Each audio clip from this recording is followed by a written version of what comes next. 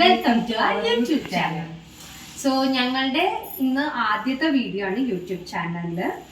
അപ്പൊ അത്ര ഐഡിയ ഒന്നും ഇല്ല. അപ്പൊ ഇന്ന് നമ്മൾ എന്താ ഉണ്ടാക്കാൻ പോണ മമ്മി? നമ്മളിന്ന് പാലിന്ന് പാടെടുത്ത് അത് ഫ്രീസറിൽ വെച്ച് തണുപ്പിച്ച് നെയ്യാക്കാണ് പ്രോസസ്സിങ് ആണ്. ഓക്കെ, അപ്പൊ നെയ്യ് ആക്ച്വലി എല്ലാവർക്കും അറിയാം, മോസ്റ്റ്ലി ആൾക്കാർക്ക് അറിയായിരിക്കും. പക്ഷെ ഇത് കുറച്ചും കൂടി സിമ്പിൾ മെത്തേഡാണ് ഉണ്ടാക്കാൻ വേണ്ടി, അല്ല? അതെ. അപ്പൊ അത് എങ്ങനെയാണെന്നുള്ളത് നമുക്ക് നോക്കാം. പിന്നെ ഞങ്ങൾ വെറുതെ വീട്ടിലിരിക്കുമ്പോ ഒരു ടൈം പാസ്. ഞങ്ങൾ ചുമ്മാ അമ്മയ്ക്ക് ഭയങ്കര ആഗ്രഹമുള്ള കാരണം ഞങ്ങൾ ഒരു ചാനൽ സ്റ്റാർട്ട് ചെയ്തതാണ്. അപ്പൊ എല്ലാവരും ഞങ്ങളുടെ അടുത്ത് സപ്പോർട്ട് ചെയ്യുക, കമന്റ് ചെയ്യുക.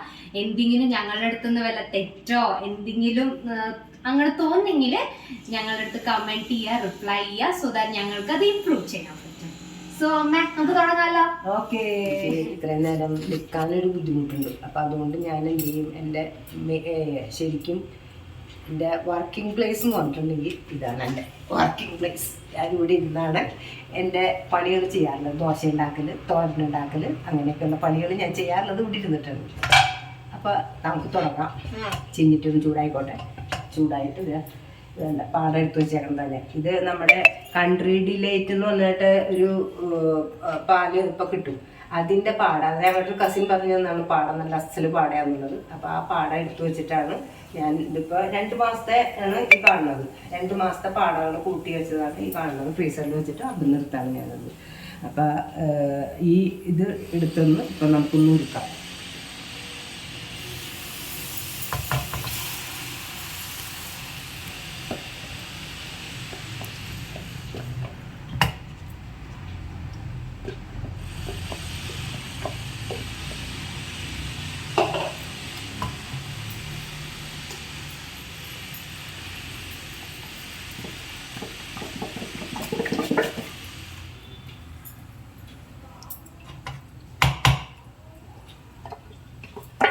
എല്ലാവരും ചോദിക്കും ഇപ്പം ഞാൻ ഈ പാചകപ്പുറത്ത് കയറി ഇരുന്നിട്ടാണോ കുക്ക് ചെയ്യണമെന്ന്. സത്യമാണെന്ന് എനിക്ക് വേറെ നിർത്തിയില്ല. എന്താണെന്ന് വെച്ചിട്ടുണ്ടെങ്കിൽ അതിൽ നിന്നാൽ വല്ലാത്ത പ്രശ്നമാണ്. അപ്പം അതുകൊണ്ട് ഇരുന്ന് ചെയ്യാനേ പറ്റില്ല.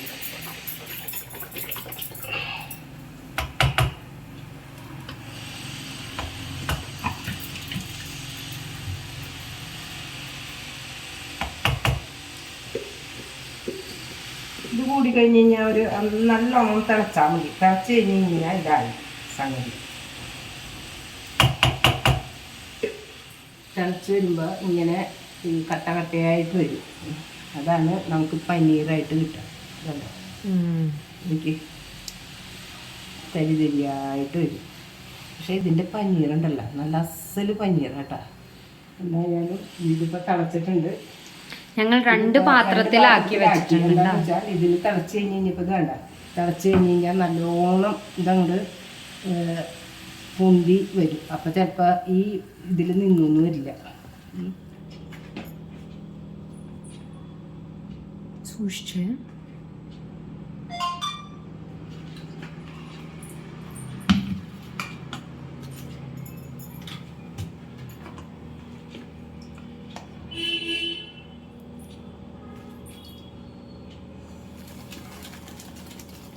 മാടിട്ട് ഇത് വരയ്ക്കൂട്ടാ.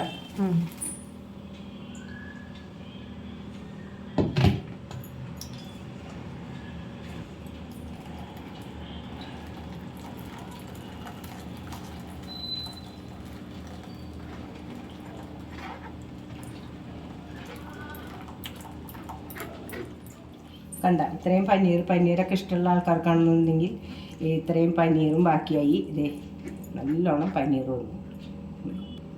കണ്ട നെയ്യ്, ഇത് നെയ്യായിട്ടില്ല, നെയ്യ് ഉരുക്കണത്. ഇതിലേക്ക് നമ്മൾ എന്ത് ചെയ്യണം, ഒരു ഗ്ലാസ് വെള്ളം എടുത്ത് അതിൽ ഇറക്കി വെച്ചിട്ട് വച്ചേക്കുക. അത് കഴിഞ്ഞ് ഇത് വേണ്ട അതിൻ്റെ അടുത്ത സ്റ്റെപ്പാണിത്. അത് ഞാൻ വെള്ളത്തിൽ ഫ്രിഡ്ജിൽ വെച്ചതാണ്. ഇത് നമ്മളൊരു ഗ്ലാസ് വെള്ളം ഇറക്കി അതിൻ്റെ അകത്ത് വെച്ചിട്ടുണ്ടെന്നുണ്ടെങ്കിൽ നോർമൽ വെള്ളം മതി, സാധാ വെള്ളം മതി. ആ വെള്ളത്തിലേക്ക് പിന്നെ നമ്മൾ ഈ ഗ്ലാസ് എടുത്ത് മാറ്റിയിട്ട് ഇപ്പം എന്താ ഇതിൻ്റെ അടിയിൽ കുറച്ച് വെള്ളം ഉണ്ട, വെള്ളം നോക്കി ആ വെള്ളം വരും. വെള്ളം അത് കളയട്ടെ കേട്ടോ. അത് കളഞ്ഞ് ഇവിടെ വെള്ളം ഉണ്ടാവും. അത് ഒരു സ്മെല്ലുണ്ടാവും ഈ വെള്ളത്തിന്. അപ്പോൾ ആ വെള്ളം കളഞ്ഞ് നമുക്ക് കുറച്ച് വെള്ളം കൂടെ ഒഴിച്ച്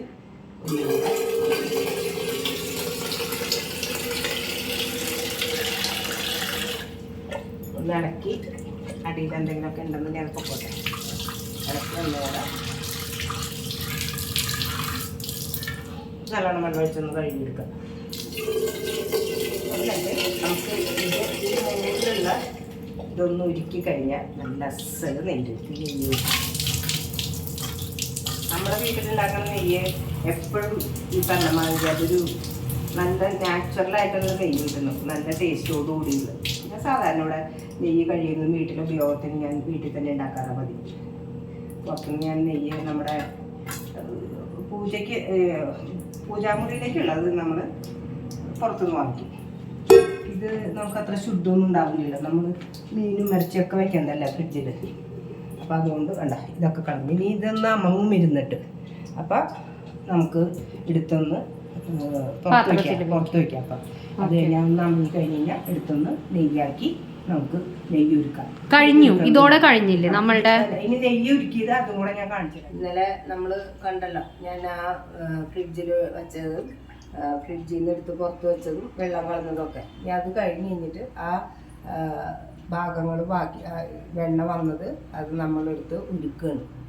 അത് ഉരുക്കി നല്ല കുറച്ച് നേരം ഫുൾ ഫ്ലെയിമിൽ ഇട്ടതിന് ശേഷം നമുക്ക് നല്ലോണം തിളച്ച് കഴിഞ്ഞ് കഴിഞ്ഞാൽ അത് നമുക്ക് സ്ലോ ചെയ്ത് വയ്ക്കാം. സ്ലോ ചെയ്ത് വെച്ച് കഴിഞ്ഞ് കഴിഞ്ഞാൽ അടിയിൽ കരിയാതെ നല്ല അസല് നെയ്യ് കിട്ടും നമുക്ക്.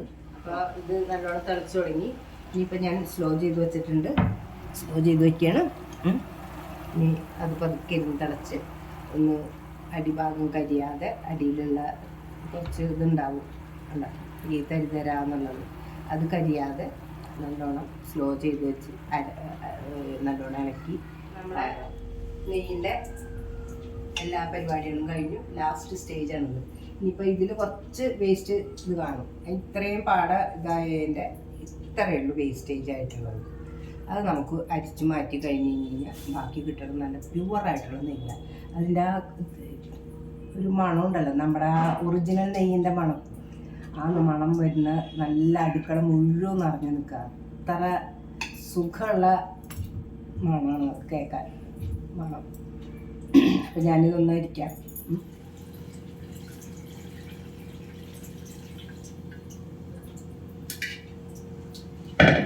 ഇപ്പം ഇതിൽ ഇത്രയും കിട്ടിയിപ്പോൾ ഇനി ബാക്കി വേറൊരു പാത്രത്തിലേക്കും കൂടെ ആക്കാം. ഈ വേസ്റ്റേജ് വന്നത് ഇത്രയേ ഉള്ളൂ.